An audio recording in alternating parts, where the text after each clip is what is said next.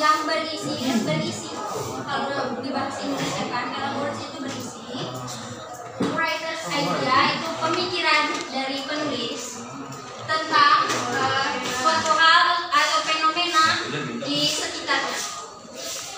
Nah, bisa juga disebut kalau analytical exposition ini ada sebuah teks tentang argumen atau opini penulis untuk mempengaruhi seseorang atas ide dia, tapi tentang fakta yang ada di sekitarnya.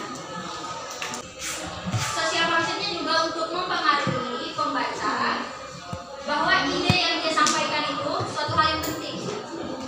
Nah, di buku juga disebutkan terkait dengan bahasa yang berbeda. Social functionnya yaitu to persuade your audience to look with your perspective. Jadi pada materi ini kita itu memposisikan diri kita sebagai penulis. Nah, jadi sebagai penulis kita itu harus punya skill untuk mempengaruhi orang. Nah, nggak sembarang cara menulisnya juga. Nah, di buku di halaman 47 itu disebutkan ada beberapa contoh teks dari analytical exposition. Yang pertama itu ada legal diagnosis. Nah, itu adalah pertahanan hukum. Jadi surat atau hal-hal yang berkaitan dengan pertahanan hukum itu termasuk analytical exposition. Nah, kemudian ada speech or lectures atau pidato atau materi pengajaran itu biasanya fakta. Kemudian ada editorials. Editorials itu adalah tajuk rencana. Selanjutnya ada letters. Letters kan surat-surat. Boleh enggak? Kemudian ada newspaper articles, itu adalah artikel koran. Koran kan tahu kan semuanya koran? Tahu. Nah, di koran itu biasanya berisi fakta, nggak mungkin dia bikin-bikin berita. Jadi artikel koran itu biasanya itu adalah analytical exposition. Selanjutnya adalah political leads. Itu sejenis pamflet politik gitu. Kemudian ada essay ya. Essay itu karangan atau karya tulis. Nah, jadi ada 7 contoh dari analytical exposition. Sejauh ini ada pertanyaan. Analytical exposition itu adalah teks yang berisi pemikiran penulis atau opini penulis tentang hal-hal ini bisa berupa benda, kejadian, tempat di sekitarnya yang berbentuk fakta. Kemudian tujuan dari analytical exposition itu adalah untuk meyakinkan para pembaca atau audiens bahwa topik yang diutarakan itu penting. Kita paham? Contohnya tadi ada 7 ya, di buku ada legal defenses, speech atau lectures, kemudian ada editorials, letters, newspaper articles, political snippets, dan essay.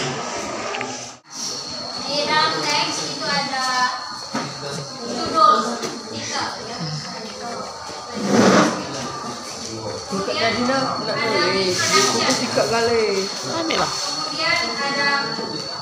body, selanjutnya ada conclusion.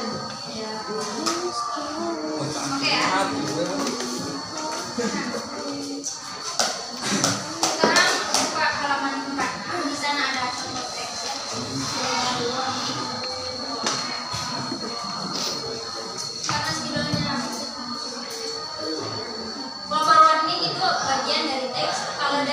structured text, jadi golongan warning itu apa?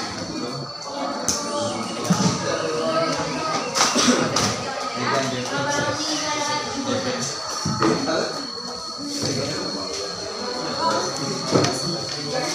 kemudian ada introduction. Di sana ada 5 paragraf ya, yang mana bagian introduction-nya seperti misalnya grafik, tabel atau gambar. Nah, misalnya di contoh di halaman 46 kan dia menampilkan gambar. Dalam sejauh ini teks structure-nya structure teksnya tuh cuma sedikit, ada 3. Ada 4 title, terus introduction, kemudian body, kemudian conclusion. Nah, conclusion ini biasanya yang ditulis itu kesimpulan. Jawaban kesimpulan itu biasanya dia ditulis menceritakan kembali tapi secara singkat kesimpulan dari. Oke, boleh gak sih? Coba tanya. Ada berapa teks structure dari analytical exposition? 4 ya, 4-nya. Untuk bisa kita paham itu, aplikasinya ada di halaman 4, tapi materinya ada di halaman 48. Jadi structure text dari analytical exposition itu ada 4. Title, introduction, kemudian ada body. Di analytical exposition itu dia menggunakan descriptive persuasive word. Jadi kata-kata yang mempengaruhi seseorang, mempengaruhi orang itu.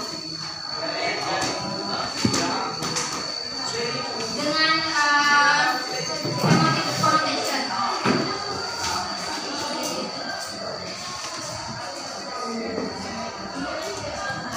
Jadi emotive di sana coba lihat di baris pertama language features itu lihat ada emotive connotation.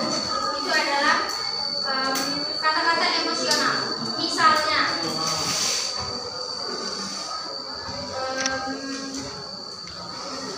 bad, good, persuading, itu semuanya kata-kata yang mempengaruhi orang lain. Jadi di sana juga kita itu harus menggunakan pilihan kata. Daripada menggunakan bad, coba lihat di sana ada bad kan. Nah, kita lebih disarankan untuk menggunakan kata-kata yang setelah use itu ada kata-kata. Nah, kita lebih disarankan untuk menggunakan kata-kata itu. Nah, tapi memiliki makna yang sama. Nah, itu kan contohnya instead of using that, use terrible misalnya. Nah, itu sama aja sebenarnya. Bad itu kan buruk. Nah, bisa kalau terrible itu sebenarnya mengerikan, tapi artinya itu sama, nggak jauh beda. Kemudian ada good. Nah, dia lebih baik daripada menggunakan good, lebih baik menggunakan kata-kata kerja misal fantastic, incredible, kemudian remarkable. Artinya sama. Fantastis itu kan luar biasa. Kemudian incredible juga luar biasa. Semua artinya luar biasa. Good itu kan bagus. Artinya kan nggak jauh beda. Kemudian ada persuading. Artinya kan meyakinkan atau membujuk. Semua itu setelah kata-kata yang disahkan semuanya merujuk ke kata meyakinkan. Jadi kita pertama dia harus menggunakan descriptive persuasif. Coba language feature-nya apa? Menggunakan descriptive persuasive word. Coba di bukunya dilihat di sini tuh ada. Jadi di garis bawahnya diberikan atau enggak ditulis di bukunya, jangan